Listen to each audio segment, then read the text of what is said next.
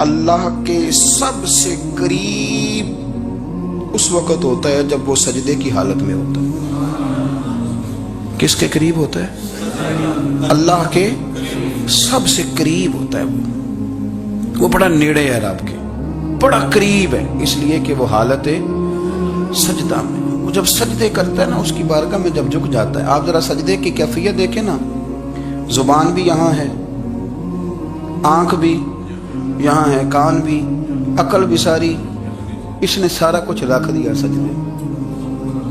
آپ وہ کبھی پیچھے جائیں تو دیہاتوں میں کہا جاتا تھا ناک سے نکیریں نکالو، بہت بڑی سزا ہوتی تھی نا، ناک سے نکیریں نکالو، بڑی سزا ہوتی تھی۔ تو اس نے کہا مالک مجھے کسی نے کہا نہیں، پر دیکھنا میں نے رکھ دی ساری عقل سجدے میں، اور رکھ کے کہا کیا؟ سبحان ربی یا اللہ، اللہ میں پست ہوں تو اعلیٰ ہے، اللہ تو میرا رب ہے اور تو سب سے اعلیٰ۔ اتنا، اور فرمایا جب یہ اس کیفیت میں ہوتا ہے تو پھر یہ اپنے رب کے قریب ہوتا ہے۔ کثرت عبادت، نوافل، میرے رسول کریم علیہ السلام نے ارشاد فرمایا، حضور فرمانے لگے جس گھر میں اللہ کا ذکر ہوتا ہے وہ گھر زندوں کا ہے، اور جس گھر میں رب کریم کا ذکر نہیں ہوتا وہ گھر زندوں کا نہیں ہے۔ گھر نا ہم نا کتابوں میں پڑھتے ہیں کہ ایک بزرگ کہتے ہیں، حضرت فضیل بن ایاز کہتے ہیں کہ میں ایک گلی سے گزر رہا تھا تو گھر کے اندر کسی قاری صاحب نے قرآن کی آیت پڑھ دی، ولی من خاف مقام ربہ جنتا، میں تو میرے کانوں سے ٹکرائی تو اللہ نے میری کایا ہی پلٹ دی، میں توبہ کر گیا۔ اب گھر کے اندر سے آواز آئے تو صحیح نہ تلاوت کی، پر اندر سے آواز آتی نہیں، یا ڈیک بجنے کی آواز آتی ہے، یا ٹی وی چلنے کی آواز آتی ہے، یا دھوم مچانے کی آواز آتی ہے۔ عبادت کا وہ جو خاص شوق تھا، وہ جو حسن تھا، وہ جو توانائی تھی، وہ جو بات تھی۔ ایک جگہ پہ ہم بیٹھے تھے تو وہاں ایک صاحب آئے اور انہوں نے آتے ہی کہا کہ مہربانی کریں ذرا مجھے مصلی دے دیں، میرے نہ کچھ نفل رہ گئے۔ تو میں نے وضو کر لیا تو کوئی مصلی مل جائے، مصلی انہیں دے دیا گیا، وہ مصلی لے کے چلے گئے تو پیچھے ایک صاحب نے تبصرہ کیا، کہنے نے کتنا ریاکار بندہ ہے، لوگوں کو دکھا رہا ہے کہ میں نفل پڑھتا ہوں، ہے کو بات کرنے والی۔ میں نے اسے کہا، میں نے کہا تو مہربانی کرنا اس طرح کی ریاکاری تو بھی کر، پکڑ مصلی اور جا تو بھی تھوڑی ریاکاری کر کے آ، اٹھ ذرا شکر کر، کوئی یہ ریاکار بھی ملا ہے، کوئی نفل پڑھ کے ریاکاری کر رہا ہے۔ اللہ کا میں کہتا ہوں کو پڑھے تو صحیح نہ، یا یہ کوئی دور ہے نفل پڑھنے کا؟ اس میں تو لوگوں کا مزاج ہی نہیں، طبیعت ہی نہیں۔ میں نے کہا چل مہربانی کر یہ لے مصلی اور تو بھی جا تھوڑی سی، یا کر یا ریاکاری کرو تو صحیح نا، مزاج ہی نہیں، ذوق۔ جمعے کی نماز پڑھ کے یوں دنیا بھاگتی ہے، او ہو پتہ نہیں کون سی پیچھے آگ تھی جو بجھائی جائے گی، اور آج تک لوگ مسئلہ پوچھ رہے ہیں کہ جمعے کی بعد والی سنتیں کتنی ہوتی ہیں۔ میں نے کہا کتنے سال ہو گئے جمعہ پڑھتے، کتنے سال ہو گئے، ابھی تک سنتوں کا نہیں پتا، ابھی تک نہیں علم کے پہلے کتنی رکھتے ہیں اور بعد میں کتنی رکھتے ہیں۔ فجر کی سنتیں کب پڑھنی چاہیے؟ سنو فجر کی سنتوں کے بارے میں۔ میرے رسول کریم سید عالم صلی اللہ تعالی علیہ وسلم سے ایک صحابی نے پوچھا تھا، حضور میری فجر کی سنتیں رہ گئیں یا رہ جاتی ہیں تو حکم کیا ہے؟ کیا انداز ہے حضور کا؟ بخاری مسلم کے لفظ سنو، حضور سید عالم صلی اللہ علیہ وسلم فرمانے لگے، اس نے کیا پوچھا تھا؟ حضور جواب کیا دیتے ہیں؟ فرمایا فجر کی سنتیں کبھی نہ چھوڑنا، فجر کی پہلی 2 سنتیں کبھی نہ چھوڑنا۔ یا رسول اللہ صلی اللہ تعالی علیہ وسلم میری رہ گئی ہیں، رہ جاتی ہیں۔ فرمایا فجر کی 2 سنتیں نہ چھوڑنا، فرمایا فجر کی پہلی 2 سنتیں مجھے دنیا اور دنیا کے اندر جو کچھ ہے وہ سب سے زیادہ پیاری ہے۔ فجر کی 2 سنتیں دنیا اور دنیا میں جو کچھ ہے مجھے وہ سب سے زیادہ پیاری ہیں، اس لیے فجر کی سنتیں نہ چھوڑ کے۔ نبی پاک علیہ السلام نے فرمایا تمہیں پتہ چل جائے نا پہلی صف کا ثواب کتنا ہے، تم قرآن اندازی کرو۔ عمرے کی قرآن اندازی کا تو پوسٹر چھپتا ہے، تو یہ والی قرآن اندازی کا بولی ہے، ہونی چاہیے کہ نہیں؟ حضور نے فرمایا تمہیں پتہ چلے کہ اس کا ثواب کتنا تو تم قرآن اندازی کرو، تم قرآن ڈالو۔ جب آپ نماز پڑھ رہے ہوتے ہیں، جب آپ کا مصلی آباد ہوتا ہے، صلاح الدین ایوبی ایک بزرگ سے ملاقات ہو گئی، بیت المقدس پر قبضہ تھا عیسائیوں کا، تو صلاح الدین بڑے پریشان تھے۔ بابا جی کہنے لگے پتر کیا ہوا؟ کہنے لگے حضور پتہ چلا ہے دشمن کے 2 بحری بیڑے اسلحہ لے کے آ رہے، مسلمان پہلے ہی کمزور ہیں، اور اب اگر 2 بحری بیڑے اور آ گئے तो हुजूर मसला बन जाएगा। तो मैं परेशान हूं कि किस तरह ये कम मसले वाली हमारी फौज है कैसे मुकाबला करेगी। तो बाबा जी कहने लगे, पुत्र इस तरह करना, आज रात तू भी दुआ करना और मैं भी करूंगा, तू भी दुआ करना। आप नाराज ना होना, हम तो पीरों वाले हैं, हम तो पीरों के नौकर गुलाम हैं, हमारा तो गुजारा ही नहीं, हमें तो मिलता है सारा कुछ वहां से। पर मेरा सवाल ये है कि तावीज़ लेने जाते हो, नफल क्यों नहीं पढ़ते, रात अल्लाह अल्लाह क्यों नहीं करते? ये भी तो हमारे बुजुर्गों का ही तरीका है, उन्होंने ही तो हमें सिखाया है। सलाहुद्दीन अय्यूबी से बुजुर्गों ने कहा कि रात आज ना अल्लाह अल्लाह करना, तो मैं तेरे लिए दुआ करूंगा, तू भी दुआ करना।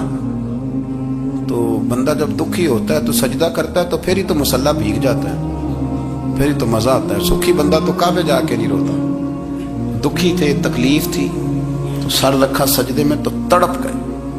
और वो बाबा जी कहते हैं, मैं मस्जिद आया तो सलाहुद्दीन चीखे मार के रो रहा था और कह रहा था, मालिक मैं कोई अपनी शान के लिए तो नहीं ना लड़ रहा, अल्लाह को मैं कोई कब्जों के लिए तो नहीं लड़ रहा, मालिक तेरे लिए लड़ रहा हूं, मुझे बेआबरू ना करना, मेरी मदद फरमाना। कहते मैं आया था कि मस्जिद में दुआ करूंगा, पर सलाहुद्दीन अय्यूबी को रोते देखा तो मैं लौट गया। तो सवेरे सलाहुद्दीन मिले तो बड़े खुश थे। मैंने कहा, पुत्र क्या हुआ? कहने लगे, हुजूर वो बैरी बेड़े दो आ रहे थे ना असला लेके, दोनों डूब गए पानी में, पानी में डूब गए। तो बाबा जी कहने लगे, सलाहुद्दीन वो पानी में नहीं डूबे, वो तेरे आंसुओं में डूब गए, वो गर्क हो गए। वो जो तूने मुसल्ला बात किया तो वो तेरे आंसुओं में डूब गए, वो गर्क हो गए, वो तबाह, इतने कीमती थे तेरे आंसू के, बहा ले गए दुश्मन के बैरी बेड़ों को। मेरे भाई, ठीक हो गया जी, मेरे अजीज समझ लें इस बात को हमेशा के लिए, और इस पर गौर कर लें अच्छे तरीके से कि मेरे रसूल करीम सैयद आलम सल्लल्लाहु अलैहि वसल्लम ने ना हमारी तवज्जो दिलाई, हुजूर ने हमें बतलाया, हमारा ज़ौक़ बढ़ाया इबादत की तरफ। एक सहाबी थे हजरत अबू फातिमा रदी अल्लाह ताला अन्हु, ये तिरमिज़ी शरीफ की हदीस है। नबी पाक अलैहिस्सलाम ने फरमाया, अबू फातिमा क़यामत के दिन मुझसे जल्दी मिलना चाहते हो कि देर के साथ? तो कहने लगे, हुजूर कौन होगा जो देर से मिलना चाहेगा? क़यामत के दिन आपसे जल्दी मिलना है। तो नबी पाक अलैहिस्सलाम ने फरमाया, फिर इस तरह करना, दुनिया में रह के सजदे ज़्यादा करना, फिर सजदे ज़्यादा करना, क़यामत में मुलाकात जल्दी हो जाएगी, कुर्ब मिलेगा तुम्हें। अपने बच्चों के अंदर देखे ना, हम शौक पैदा करते हैं, हमें सही लफ्ज़ नहीं बोलने आते, पर हम बच्चों में शौक पैदा करते हैं कि पुत्र डॉक्टर बन जाएगा तो बड़ा नफ़ा करेगा, तो लोगों की खिदमत करेगा, मुल्क व मिल्लत की खिदमत करेगा, तेरे अब्बा का नाम रोशन होगा, तेरे दादा की तारीफ़ें होंगी। हम ये ज़ौक़ पैदा करते हैं। हम अपने नौजवानों के अंदर ये फ़िक्र पैदा करते हैं, उन्हें हम समझाते हैं कि मियाँ जब तुम पढ़ोगे, मेहनत करोगे तो फलां आदमी की तरह तुम्हारा नाम होगा। ये जितना ज़ौक़ हम बच्चों के अंदर इन चीज़ों का पैदा करते, हमें हुक्म है किसी तरह हम ज़ौक़ पैदा करें कि पुत्र नमाज पढ़ेगा तो अल्लाह राज़ी हो जाएगा, तो सजदा करेगा। देखे ना मेरे रसूल करीम अलैहिस्सलाम ने फरमाया, 7 साल के बच्चे को मस्जिद लेके जाओ, यानी उसे शौक दिलाओ, उसके अंदर ये खासियत पैदा करो कि उसका दिल करे मस्जिद में जाने को, उसके अंदर ये खुसूसियात लाओ कि वो हमारे यहाँ ना हर चीज को प्रमोट किया जा रहा है, हर चीज को, यानी सुर संगीत सिखाने के लिए अकेडमियां बन गई, हर शय प्रमोट हो रही है, इबादत का जज्बा कम होता जा रहा है, अल्लाह अल्लाह का ज़ौक़ हमारे अंदर नहीं रहा। और इतना मुश्किल हमने अपने लिए बना लिया है कि वो बंदा जो बड़ी जबरदस्त मजहबी गुफ्तगू कर रहा था और तगड़ी बात कर रहा था, क्या बात है, लेकिन नमाज के बारे में कमजोरी दिखा जाता है, नवाफल के बारे में वो चुपके से निकल जाता है। इमाम अहमद बिन हंबल रहमतुल्लाह ताला अलैह, मुस्नद इमाम अहमद बिन हंबल 14 जिल्दों में है मार्केट में, और मुझे तो खैर पसंद ही पड़ी है, मैंने तो कई दफ़ा पढ़ी है। और क्या बात है इमाम अहमद बिन हंबल की, कैसे तगड़े किस्म के मुहद्दिस थे और अल्लाह ने कितना उन्हें एजाज़ अता फरमाया हुआ। ये कोड़े भी खाते थे दीन की खातिर, सारा कुर्ता लहू से भर भी जाया करता था, बड़ा एजाज वाला शख्स थे, बड़े एजाज वाले। हदीसें जमा करना, हदीसें लिखना, हदीस पढ़ाना, सारा दिन रहते थे। कह सकते थे कि मैं कर तो रहा हूं काम, और हदीस भी मौजूद है कि आलिम आबिद से अफजल होता है, पर इसके बावजूद इमाम अहमद बिन हंबल रहमतुल्लाह अलैह 300 नफल फर्ज नमाजों के अलावा पढ़ा करते थे। 300 नवाफिल रोज पढ़ा करते थे। उनके बेटे ने कहा अब्बा जी मकान खरीदना है तो कुछ जगह कहाँ करके लूँ, बहुत सारी आबादियाँ। तो फरमाया पुत्र वहाँ लेना जहाँ मस्जिद करीब हो। मेरे रसूल करीम सैयद आलम सल्लल्लाहु अलैहि वसल्लम इतना पसंद करते मस्जिद को, इतना पसंद करते नमाज को कि रसूल करीम सल्लल्लाहु अलैहि वसल्लम तहज्जुद की नमाज भी पढ़ते, फिर हुजूर फजर की नमाज भी पढ़ते।